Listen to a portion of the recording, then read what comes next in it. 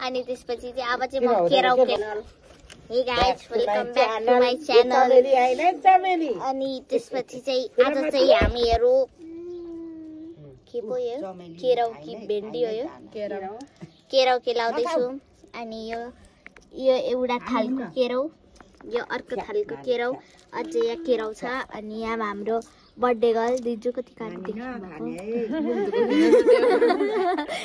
अनि यहाँ मेरो मामु यहाँ मेरो आमा ल आमालाई त देखिन नि आमा हाई भन्नु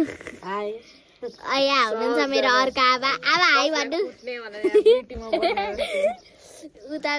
मेरो बहिनी अनि हामी चाहिँ यहाँ केराउ केराउँदैछौँ अनि यहाँ बहिनीले कस्तो दामीको काम गर्दैछ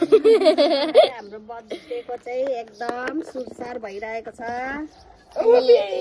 हामी घरे 2 बजे केक काट्छौँ